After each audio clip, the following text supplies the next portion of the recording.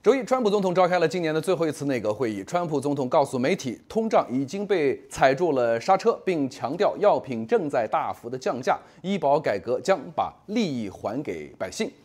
大而美法案呢，提供了史上最大的减税规模，并重申关税为美国创造了大量的盈余。川普总统还宣布，新生儿川普账户已经获得了62.5亿美元的企业的捐助，预计明年7月4号将正式启动。好，下面是本台记者张亮、任浩从华府发来的报道。川普总统周二呢召集第9次内阁会议，也是今年最后一次内阁会。周二呢召集第11个月完成的工作，也是今年最后一次内阁会，在短期内就抑制了11个月完成的工作。川普为政府在短期内就抑制了高企的通货膨胀，降低了汽油、鸡蛋、处方药的价格而感到自豪。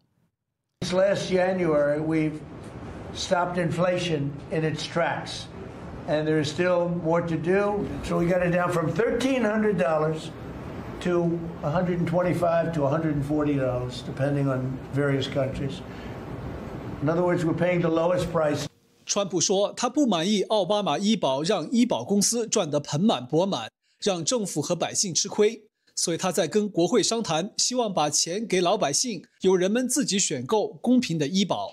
谈到为民盈利，他称赞7月立法的大而美法案。The great big beautiful bill, the biggest piece of legislation ever signed, and that includes the extension of the original Trump tax cuts, but it's the biggest tax cut ever signed and川普重申关税为美国盈利，他除了给老百姓发放红利支票，还计划2到3年后用关税收入抵消个人所得税。农业部长罗林斯介绍，食品券存在欺诈行为，在清理出80万人后，又发现18.6万去世的人在领福利，50万人在领双份福利。因此，联邦需要州政府配合调查，但遭21个民主党领导的兰州的抵制。So, as of next week, we have begun and will begin to stop moving federal funds into those states until they comply. 会议中，部长们介绍，美国政府已经全面转向为美国人负责。明年退税，美国人会发现极大的减税。川普总统今天稍晚宣布，为2025年到2028年出生的美国儿童提供的川普账户呢，收到第一份捐款。In honor of America's 250th anniversary, the Dells are announcing today that they are giving 25 million American children $250 each to save and to invest in their personal Trump account. Now that's the equivalent of 6.25 billion. 川普说，川普账户内预存1000美元，账户免税，父母可以在孩童18岁之前存入资金。所在企业也会存入等额资金。The Trump accounts will be available starting on July 4th next year. 戴尔电脑创办人称赞大而美法案是投资美国的法案。川普账户为下一代美国人的亲友、社区、企业和慈善家搭建了一个投资平台。To contribute to these accounts to create a savings and opportunity and hope and prosperity for tens of millions of children in this country. 财政部将负责通过投资让川普账户增值。财政部长贝森特说，川普账户改变着美国工薪家庭和慈善行业。It is the merging of President Trump's agenda of parallel prosperity, Main Street meets Wall Street. 川普认为，通过了解参与川普账户的运作，下代美国人从小接触理财，将让他们受益终生。新唐人电视台记者张亮、任浩，美国报道。感谢张亮、任浩的报道。周二呢，川普总统举行了内阁会议，讨论了包括对委内瑞拉施压行动在内的许多议题。战争部长海格塞斯表示呢，因为目前很难在加勒比海域找到贩毒集团的船只了，那么美军已经暂停打击行动。但他强调，打击毒贩的行动仍将持续，同时表达了对执行任务的指挥官的支持。We've had a bit of a pause because it's hard to find boats to strike right now, which is the entire point, right? Deterrence has to matter, not arrest and hand over and then do it again, the rinse and repeat approach of previous administrations. This is meant to get after that approach. 美国战争部长皮特·海格塞斯周二在与川普总统共同出席的内阁会议上重申，支持打击运毒船的指挥官所做的决策。Admiral Bradley made the correct decision to ultimately sink the boat and eliminate the threat. We have his back, and the American people are safer because narco terrorists know you can't bring drugs through the water and eventually on land if necessary. 川普总统表示，下一步将对陆地发动袭击。 They're way down, and they're down because we're doing these strikes, and we're going to start doing those strikes on land too. You know, the land is much easier. It's much easier, and we know the routes they take. We know everything about them. 近日，《华盛顿邮报》报道，海格塞斯下令不留任何活口，并对涉嫌运毒的船只进行第二次打击。白宫新闻秘书莱维特周一证实，美军9月2号对贩毒船的打击不止一次。他也否认了报道中海格塞斯下达灭口令的说法。 I would reject that the Secretary of War ever said that. However, the president has made it quite clear that if narco terrorists, again, are trafficking illegal drugs towards the United States, he has the authority to kill them. 海格塞斯周一在 X 平台上发文表示，100%支持美国特种作战司令部司令布拉德利和他的决策。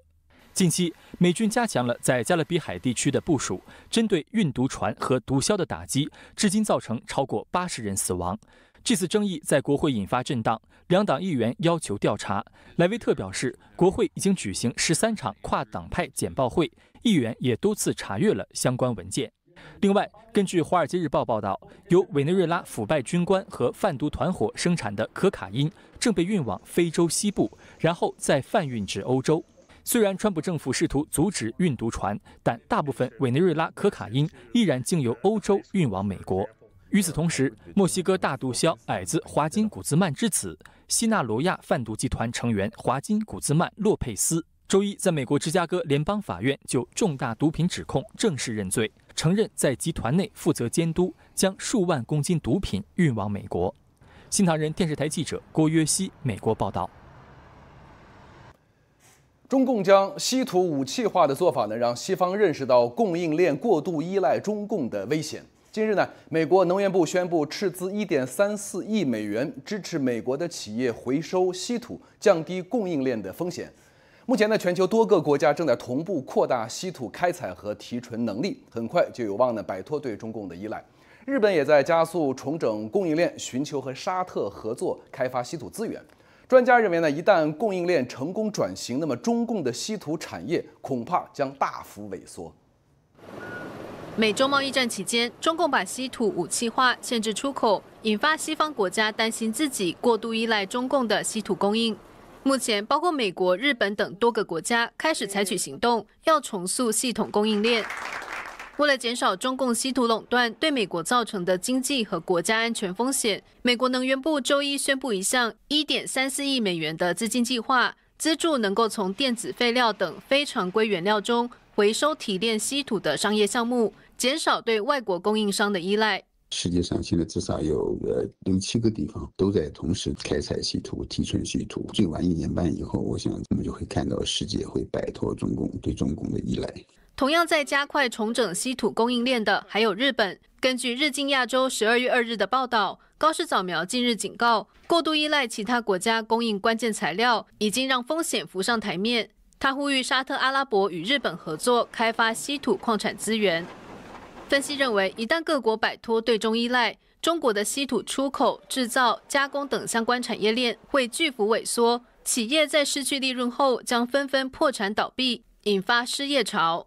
打稀土牌的时候，就犯了一个极大的战略的错误。一旦那个国际社会开始真正替代了中国来提纯稀土的话呢，中国那些巨大的那个稀土的产能就会空置浪费，然后呢就会导致它国内那个大量的裁员，自己呢又把这个自己的土地啊、地下水啊都污染的非常严重。换句话说，它实际上是自作自受，把自己造成一个巨大的污染的那个国土。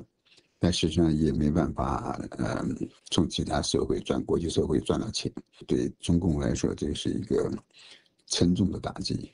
学者指出，中共的稀土操作缺乏远见，一旦与文明世界为敌，将自取灭亡。你既然就已经给世界提供，那你应该成为一个好的伙伴，诚实、可信、可靠，让人们就是说长期可以依赖你，也不用担心你会就是祭出这种制裁呀、或者封锁或者要挟的方法。现在看来，中共基本上已经没有什么杠杆可以要挟世界国际社会了。以前我们谈到，比方说它可以抛售美国国债呀，发现这个后来不行。那用这个稀土呢，它也不行。电动汽车产业它也不行。它没有任何这个杠杆可用。新唐人电视台记者王资义美国采访报道。英国首相斯塔默12月1号发表外交政策演说，在对中共政策方面，他指出中共对英国构成了安全威胁，英国必须采取强硬措施保障国家安全。在演讲中，他还特别提到了南海和台海稳定。A country that poses real national security threats to the United Kingdom. 12月1号，英国首相斯塔默发表了年度外交政策演说。他警告说，中共对英国的国家安全构成威胁，并表示英国政府不会因为经济机会而牺牲某一领域的安全。Protecting our security is non-negotiable, our first duty. But by taking tough steps to keep us secure, we enable ourselves to cooperate in other areas. 斯塔默指出，英国需要与中方开展经贸往来，但也必须在全球安全等关键议题上与北京打交道。他强调，必须讨论战略层面的诸多挑战，且特别提到了南海和台湾海峡的稳定。周二，中华民国总统赖清德视察了军事基地，他告诉预备役军人，在台湾安全问题上没有任何妥协的空间。国家主权和自由民主的核心价值，是我们立国的根本。我们必须要靠实力，才能够得到真正的和平。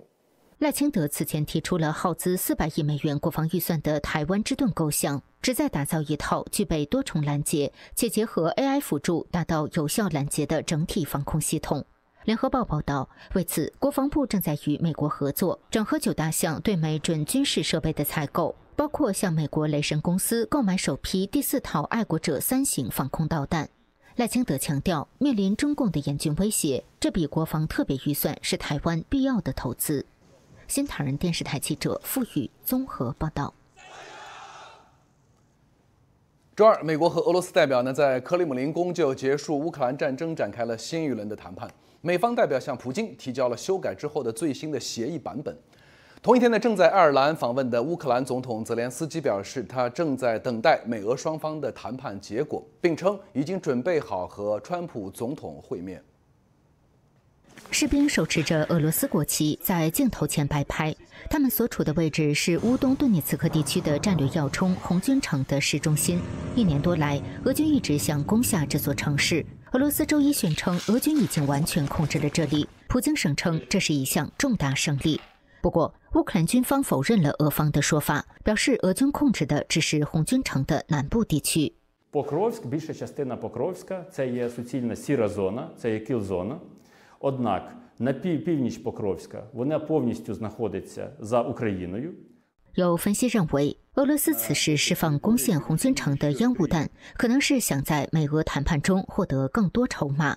因为周二，川普总统的特使威特科夫与川普的女婿库什纳坐在了克里姆林宫的会议桌前，开启与普京团队的新一轮谈判。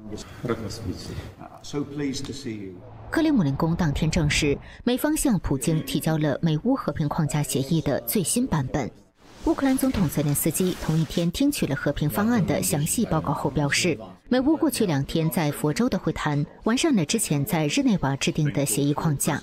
外界估计，维护主权和安全保障等问题都会被列入清单。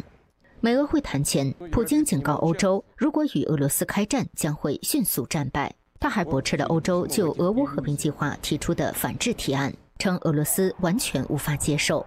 周二，泽连斯基首次访问爱尔兰，受到了爱尔兰总理米歇尔·马丁的热情欢迎。爱尔兰表达了对乌克兰的支持。Today, I'm pleased to announce that we will provide a further 100 million in funding for non-lethal military assistance and another 25 million euro to help Ukraine support its energy system. For as long as Ukraine needs our help and support, Ireland will be there for you. 对于正在进行的美俄谈判，泽连斯基表示，他正在等待结果。We are waiting for the results in America-Russia negotiations, today's results, and I will react according to the results. Я готовий отримати всі сигнали, готовий на зустріч з президентом Трампом. Все залежить від сьогоднішніх розмов.泽连斯基当天在接受采访时说，他对和平努力保持一定的乐观态度。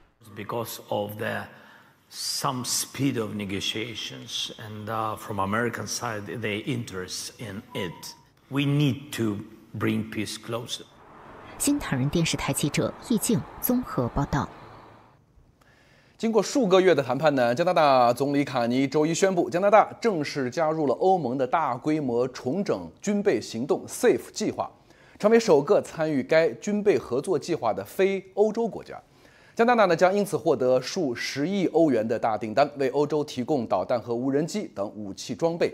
卡尼和欧盟执委会主席冯德莱恩表示呢，这将深化双方的合作，并强化对乌克兰的防御支持。加拿大总理办公室12月1日发布消息，总理卡尼已经完成加拿大参与欧洲安全行动 SAFE 计划的谈判，这是加拿大与欧盟安全与国防伙伴关系的一部分。卡尼表示，加拿大将成为第一个参与这项国防装备计划的非欧洲国家，这有助于弥补国内关键能力缺口，拓展供应商市场，并吸引欧洲国防投资加拿大。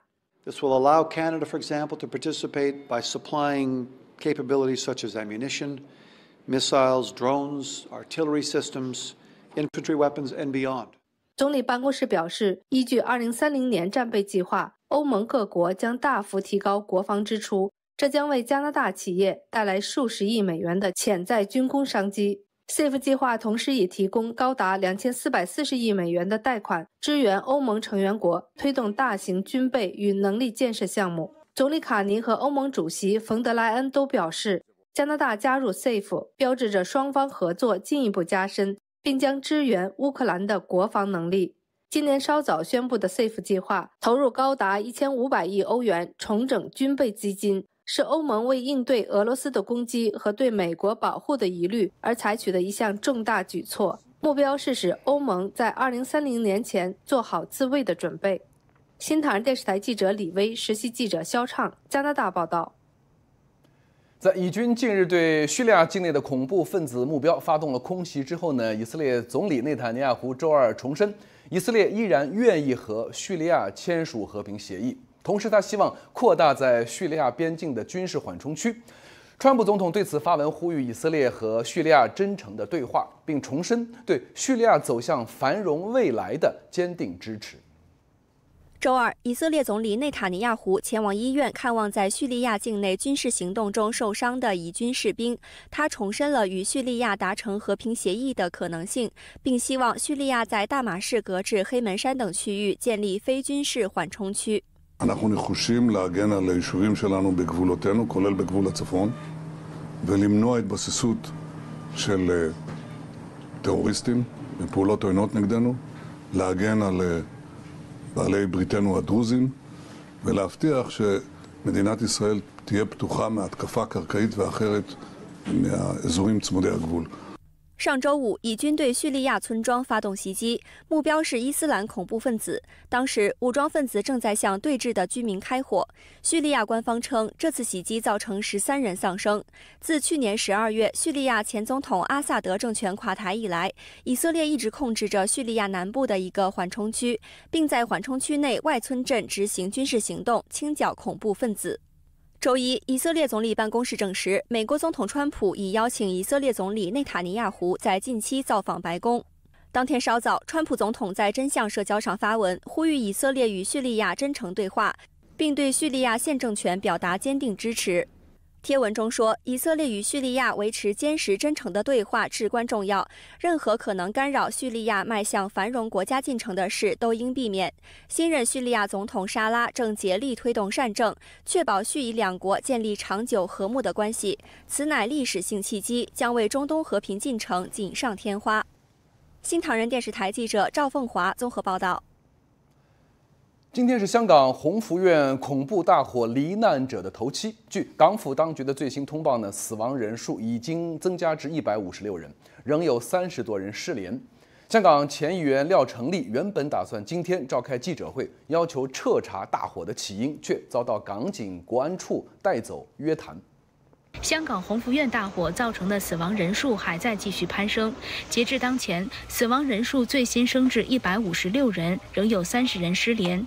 大火7天后，周二，特首李家超才召开记者会，宣布成立小组，调查鸿福苑起火和迅速蔓延的原因等相关问题。记者会现场，有国际媒体犀利提问，在酿成151人丧生的灾难后，李家超为何不用下台负责？李家超仅回应说，需要改革，以后不会再发生。与此同时，香港前议员、民协主席廖成利原定2号下午召开记者会，要求成立调查委员会彻查大火起因，但记者会临时宣布取消。廖成利被香港警方国安处带走约谈。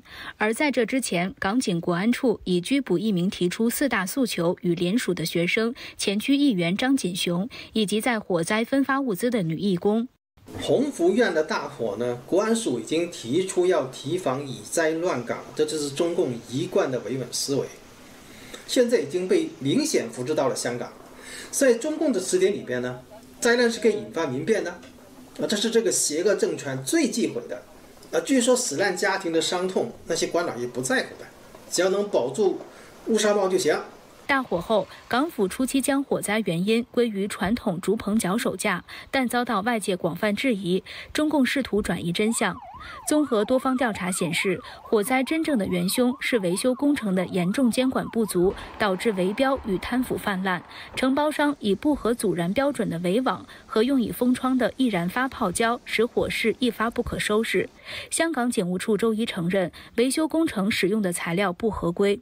12月2号是香港鸿福苑大火罹难者的头七，许多民众纷纷前往事发大楼外献花致意。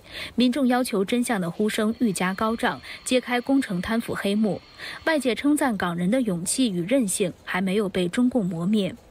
香港人经历了港版国安法的恐怖清算之后现在部分人依然有勇气去挑战港府，这点值得钦佩。但是呢，你即使是这种打擦边球式的挑战，也是中共非常忌讳的，你一定要扑灭的。说起来，香港毕竟还不是大陆嘛，所以估计呢会有部分的真相会释放出来，想深入呢就不太可能了。另外，李家超周二声称，香港立法会换届选举宣传和论坛等活动将在明后天起陆续恢复，而选举将如期在本周日进行投票。受灾情冲击，外界预测这次选举可能会因为大火灾情，投票率亦或再创新低。新唐人电视台记者陈月、长春采访报道。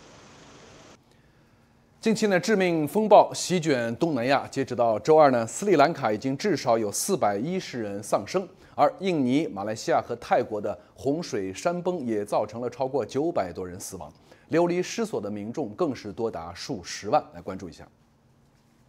上周五，致命气旋迪瓦特袭击斯里兰卡，引发山体滑坡，酿成10年来最严重的洪灾。截至周二，已有至少410人丧生，336人下落不明，约120万人受到影响。当局正动用推土机和挖掘机清理道路，好让食物和燃料顺利送到灾区。官员表示，恢复通讯和电力的工作也在进行中，因为强风吹断了电线，部分地区仍然停电。印尼方面，苏门答腊岛因热带气旋与季风雨造成洪水和山崩，死亡人数截至周二已达744人，至少还有551人失踪。57岁居民阿卜杜勒加尼外出工作时躲过一劫，但回家后发现房子被冲走，妻子也失踪了。他们唯一的孩子早在7年前去世，几天来他一直带着妻子的照片四处寻找。Yang saya inginkan itu, Pak. Ketemu istri saya sepotong tangan asal bisa dia diselip dari itu lebih dari itu, Pak. Saya ini hidup sebatang kara lagi, Pak. Punya istri enggak, punya anak enggak. 灾难应变机构表示，印尼已有超过2.8万户住宅受损，约150万人受影响。政府正全力修复道路、桥梁和通讯设施。这场风暴也波及马来西亚，至少3人死亡，泰国死亡人数已达181人。马来西亚灾情机构提醒，仍需警戒可能到来的第2波、第3波洪水。这些灾情发生在东南亚，历经数月恶劣天气之后，期间，菲律宾与越南遭受台风侵袭，其他地区也频繁出现长时间洪灾。新唐人电视台记者刘佳佳，美国报道。好，下面是今天的国际聚焦。美国五角大楼12月1日宣布，国务院已批准向巴林出售价值4.55亿美元的 F-16战机后勤维持服务及相关设备。这项军售的主要承包商为通用电气航太与洛克希德马丁航太系统公司。美国中央司令部近日表示，美军与叙利亚政府军近日在叙利亚南部摧毁逾15处伊斯兰国 ISIS 据点，透过多次空袭与地面爆破，毁坏超过130枚迫击炮、火箭及大量轻武器。美军强调将持续追击 ISIS 残余势力，并与全球反 ISIS 联军协作，防止该组织死灰复燃，确保既有反恐成果得以巩固。菲律宾海军12月2日宣布，由韩国现代重工建造的马尔瓦级导弹巡防舰席兰号正式服役。该舰排水量约3200吨，具备反舰、防空与反潜作战能力，未来将与多艘同级军舰共同成为菲律宾海军主力。这将大幅提升菲律宾在200海里专属经济海域内的巡逻与远洋航行能力，以应对中共军舰与海警船在南海日益频繁的挑衅行动。白俄罗斯透过夹带香烟的走私气球多次侵入立陶宛领空，自10月以来已干扰约320架次航班，超过4.5万名旅客，造成75万欧元损失，并重创空运。欧盟执委会主席冯德莱恩谴责此举属白俄罗斯政权发动的混合式攻击，并承诺实施新制裁，全力支持立陶宛。立陶宛则呼吁欧盟强化合作，部署侦测技术以应对威胁。12月2日，韩国电商酷澎被曝用户个资外泄事件，约3370万账户受影响，多名用户地址及部分公寓玄关密码亦遭外泄。公司法人代表朴大俊表示，涉案者为中国籍前员工、认证系统开发工程师。韩国国会已要求加强调查此事件。最新观测显示，星际彗星 3I Atlas 出现螺旋状喷流与有规律脉冲，被部分学者视为可能具有人工制造特征。哈佛学者布洛博士甚至称其每16.16小时的心跳式闪烁可能与推进或内部运作相关。也有学者认为，这些现象符合干冰升华所引发的低温火山活动，属自然机制。研究发现 3I Atlas 的成分与太阳系外围天体相似，但因其双曲线轨道与高速运动，确定其来自太阳系外。科学家正加紧研究，因为它将于明年离开太阳系。近日，河南一个14岁的男孩意外坠楼，然后送去医院抢救，被医院判定为脑死亡。家属在医院的要求下签署了器官捐献协议，随后男孩就被医院宣告死亡，然后很快他的器官就被移植给了6个患者。据男孩的母亲表示呢，孩子在推进器官移植手术室前手还是热的，这意味着男孩在还没有被宣告脑死亡之前，这6名等待器官移植的病患就已经在等待器官移植了。事件引起了外界的巨大的质疑，男孩很可能是被死亡的。据大陆媒体11月29号报道，河南济源市的刘女士介绍，11月11号中午，她14岁的儿子突然坠楼，立即送往医院抢救。10月30号被医院诊断为脑死亡，被告知无法挽回生命。第二天，她在医院2名所谓协调员的见证下，签署了人体器官捐献亲属确认登记表。11月1号，孩子的肝脏、双侧肾脏、肺脏和眼角膜就被移植给6位患者。此事引发外界的广泛质疑。24小时内就找到6名受体，这个是完全违背常识的。刘女士告诉媒体，11月1号凌晨4点多，医院打来电话，声称她儿子快不行了，让她赶紧过去。然而，等她赶到儿子病房，医生们已将她儿子推出病房，准备送去手术室摘取器官。她扑过去摸儿子的手时，发现儿子的手还是热乎的，但前一天孩子的身体却是冰凉的。那就意味着什么呢？这个男孩他是按需死亡，24小时内这些所谓的要移植器官的这些受体，它实际上说明早就准备好等在那里了。那无非就是等着这个小孩子被死亡。最近几年，在中国各地医院，患者被宣布脑死亡后，被质疑遭活摘器官的案例非常多。去年，大陆网上热传的一段视频，一位母亲前往武汉同济医院，质问创伤外科主任医师为何造假医疗记录，在没有进行任何脑死亡的科学测试下，将他本来活着的儿子判定为脑死亡，并劝说家属捐献器官。你为啥说我孩子脑死亡？你做了自主呼吸测试了没？脑死亡是做器官捐献、活体捐献的标准，太恶毒了。在中国的这个法律上，他们这些人可以讲，这些医生都是在杀人，因为脑死亡不是中共国法律界定的死亡标准，他心脏没有停止跳动，你是不能认定他是死亡。近日，在海外社交媒体平台 X 上流出的一段视频，一位医生揭露了中国医院器官移植的真相。你肯定不知道的一个颠覆你认知的真相。我们平时总以为人去世以后就可以捐献器官，今天我必须把这个真相告诉大家。器官移植的前提是器官离开原来身体的时候必须是活着的。律师提醒患者及其家属，进医院后千万不要签器官捐赠同意书。我们知道他们会用各种丧尽天良的办法来把这些符合供体要求的这些受害者器官给他摘除了，但是因为你没有签下那么一个字，至少他们就要增加很多的困难。新唐人电视台记者唐瑞采访报道。承传传统，匠心独具，普瑞堂玄宝黑参，精选韩国优质高丽参，历经2260天。9蒸9曝手工制作，富含人参皂苷，去除燥火，滋养身心。普瑞堂玄宝黑参再现生命活力。点击视频下面连结，输入 NTD999即可享受全球免运费。